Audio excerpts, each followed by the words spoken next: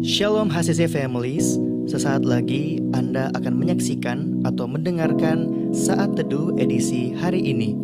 Mari persiapkan hati dan pikiran saudara untuk bersungguh-sungguh mengambil waktu, berdoa, dan menyembah Tuhan bersama-sama.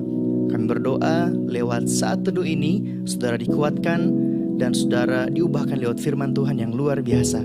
Mari siapkan hati saudara dan selamat menyaksikan. Shalom HCC Family, baik yang ada di Palu, yang ada di Luwuk, dan dimanapun saudara berada. Terima kasih untuk kesempatan kali ini untuk bisa berbagi di edisi Saat Teduh kali ini. Tapi sebelum saya menyampaikan firman Tuhan, yang pertama-tama saya ingin menyampaikan terima kasih untuk Pastor Roni yang memberikan kesempatan, Pastor Roni dan Ibu dan keluarga yang memberikan kesempatan untuk menyampaikan firman Tuhan. Yang kedua, semua HCC leaders, saya percaya bahwa semua pemimpin di HCC adalah pemimpin yang luar biasa, yang di masa-masa seperti ini terus bekerja dan melakukan yang terbaik. Dan yang ketiga, buat setiap jemaat HCC, saya percaya bahwa saudara adalah jemaat yang kuat, jemaat yang luar biasa. Even di masa yang sulit seperti ini, saudara tetap bertahan dan terus melayani Tuhan. Oleh sebab itu, sebelum kita mendengarkan firman Tuhan pada saat teduh kali ini, kita akan mulai dengan doa. Mari kita berdoa.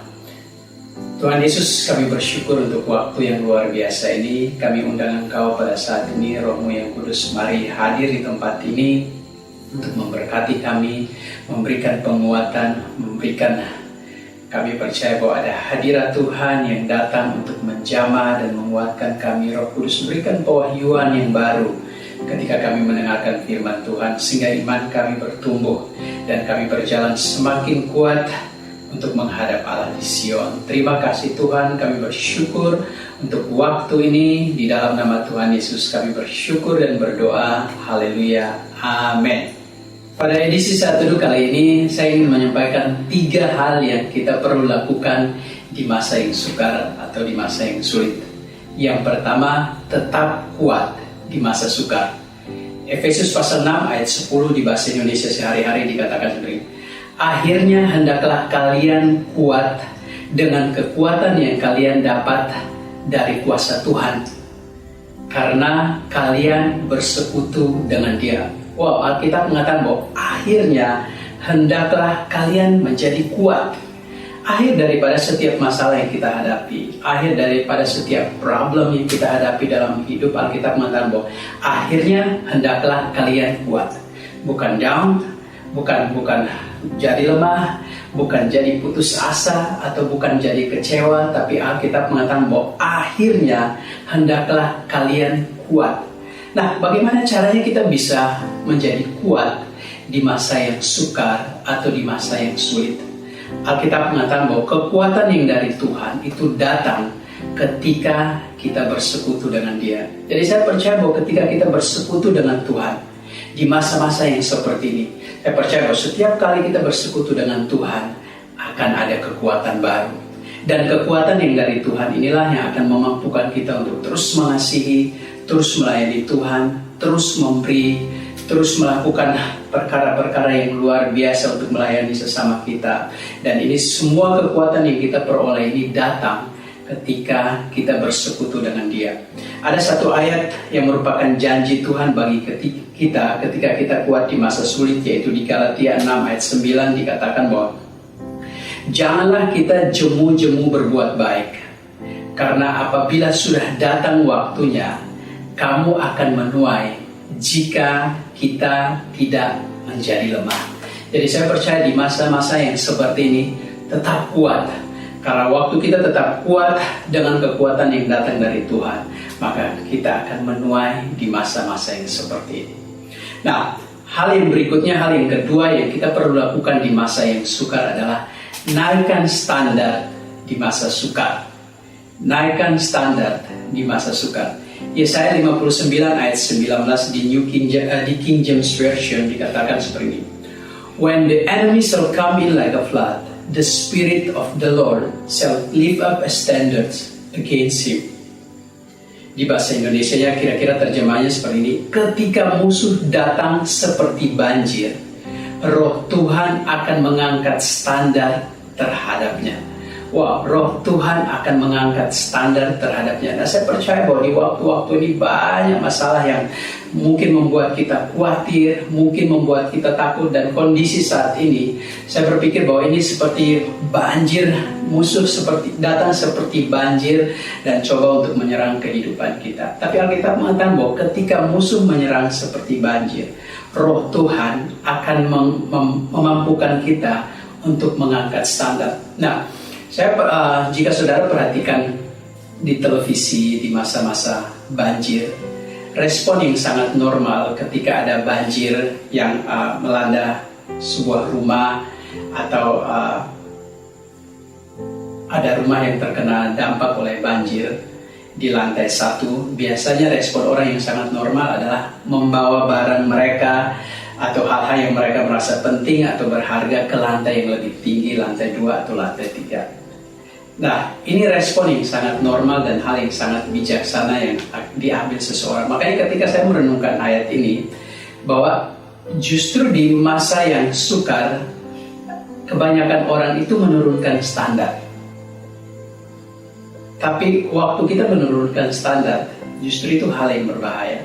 Tapi hal yang sangat luar biasa yang kita bisa lakukan di masa yang sukar atau sulit adalah menaikkan standar. Dengan kita menaikkan standar kita, itu akan membawa kita ke tempat yang lebih tinggi, ke tempat yang lebih nyaman. Dan saya percaya bahwa ketika kita berada di tempat yang lebih tinggi, lebih nyaman, itu akan memampukan kita untuk memandang dengan perspektif yang berbeda, bisa melihat dengan cara pandang yang berbeda, bisa mengambil keputusan dengan cara pandang yang berbeda, karena kita sedang berada di tempat yang lebih tinggi.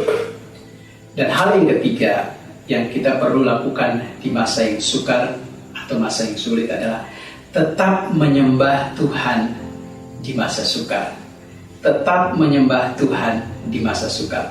Mazmur 34 ayat 11 di The Message Bible dikatakan seperti ini. Come children, listen closely. I will give you a lesson in God worship.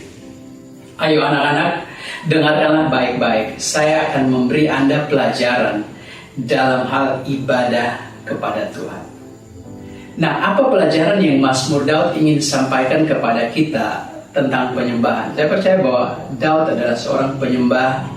Daud adalah seorang yang menulis Mazmur itu sampai 150 pasal, dan dia seorang yang luar biasa dalam menyembah Tuhan, dan ada lesson yang dia ingin sampaikan kepada kita. Dan pelajaran yang Daud ingin sampaikan kepada kita dalam hal penyembahan adalah di Mazmur 34 ayat 9 di The Message Bible dikatakan seperti ini. Worship God if you want the best. Worship open doors to all His goodness. Sembahlah Tuhan jika Anda menginginkan yang terbaik.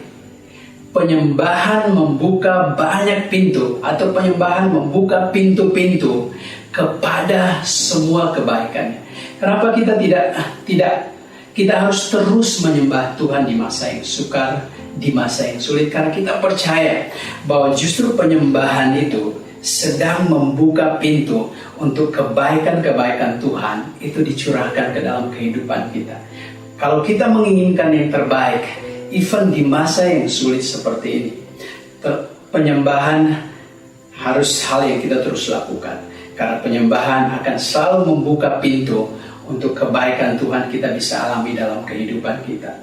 Mazmur 34 ayat 10 bahasa Indonesia sehari-hari dikatakan seperti ini. Singa-singa pun akan lapar karena kekurangan makanan. Tetapi orang yang menyembah Tuhan tidak berkekurangan. Saya percaya bahwa penyembahan selalu akan membuka pintu untuk segala kebaikan Tuhan. So jemaat HCC baik yang di Palu ataupun di Luwuk, saya mendorong saudara untuk terus sembah Tuhan, untuk terus melekat kepada Tuhan, untuk terus tinggikan Tuhan di masa-masa yang seperti ini. Karena di masa seperti ini, ketika kita menyembah Tuhan, maka Tuhan akan membuka pintu-pintu kebaikannya, dan segala kebajikan dan kemurahan Tuhan akan dicurahkan ke dalam kehidupan kita. Ada satu true story dari seorang hamba Tuhan yang luar biasa dan kita semua kenal pribadi ini, yaitu Martin Luther. Kalau saudara masih punya kidung jemaat, di kidung jemaat nomor 330. Judul lagu ini adalah Kau Allah Benteng yang Baka. Nah, lagu ini dikenal sebagai himne yang luar biasa dari manusia yang luar biasa di periode yang sulit dalam sejarah Jerman. Kau Allah Benteng yang Baka ini ditulis sekitar tahun 1527 untuk meninggikan Tuhan ke posisi yang tinggi dan agung dalam pikiran dan hati orang-orang yang percaya kepada Dia. Dan lagu ini diambil dari Mazmur 46. Nah, Martin Luther menulis lagu ini di saat dia dan istrinya sedang menghadapi kematian, yaitu anaknya yang ketiga yang bernama Magdalena yang lahir di Wittenberg dan pada usia 7 bulan terinfeksi dengan Lassa virus. Lassa virus ini menyerang anak-anak, bahkan menyerang banyak orang dewasa di tahun 1527 dan banyak korban terutama di negara Jerman. Nah, Martin Luther ketika anaknya yang baru berusia 7 bulan hampir meninggal, dia berdoa seperti ini. Aku sangat mencintainya, tetapi Tuhan yang baik, jika kehendakmu untuk mengambilnya, aku akan memberikannya kepadamu dengan segenap hati.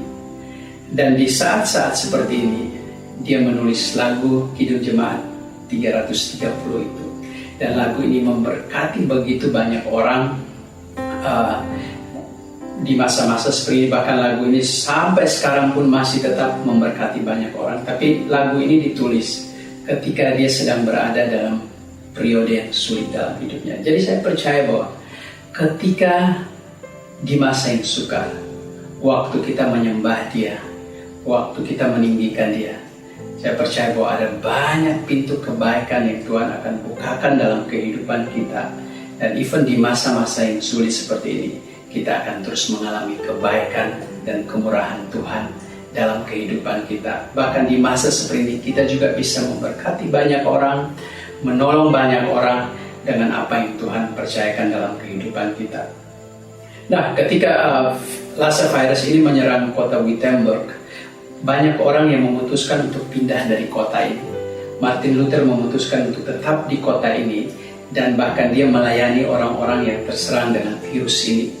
Jadi di saat yang seperti ini ada satu hal yang kita mengerti tentang penyembahan adalah penyembahan bukan hanya sekedar berbicara tentang mengangkat tangan kepada Tuhan, tapi penyembahan juga berbicara tentang menurunkan tangan kita untuk menolong sesama. Saya percaya bahwa 3 hal ini ketika kita lakukan di masa sukar atau di masa yang sulit, Tuhan akan terus bekerja, Tuhan akan terus menguatkan kita, Tuhan akan terus menolong kita, dan kebajikan dan kemurahannya tidak akan pernah berhenti dalam hidup kita. Terima kasih dan Tuhan Yesus memberkati kita semua. Mari kita berdoa sebelum kita mengakhiri saat teduh kita pada kali ini. Tuhan Yesus, kami bersyukur untuk firman Tuhan yang kami dengar. Kami percaya ini menguatkan kami, membangkitkan iman kami untuk terus berjalan bersama-sama dengan Engkau ya Tuhan. Biar kami semua tetap kuat, tetap menaikkan standar kami, dan terus menyembah Engkau even di masa yang sukar ya Tuhan.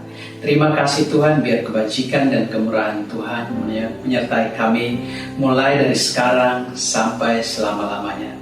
Di dalam nama Tuhan Yesus kami bersyukur dan berdoa. Haleluya. Amin. Terima kasih semua jemaat HCC untuk saat teduh kali ini. Terima kasih untuk kesempatan yang luar biasa. Sampai jumpa lagi di lain waktu. Tuhan Yesus memberkati and have a great day. Terima kasih Anda telah menyaksikan Worship from Home edisi Saat Teduh. Kami berdoa saudara diberkati dan dikuatkan lewat edisi Saat Teduh kali ini. Sampai berjumpa di konten online Worship from Home berikutnya. Tuhan Yesus memberkati.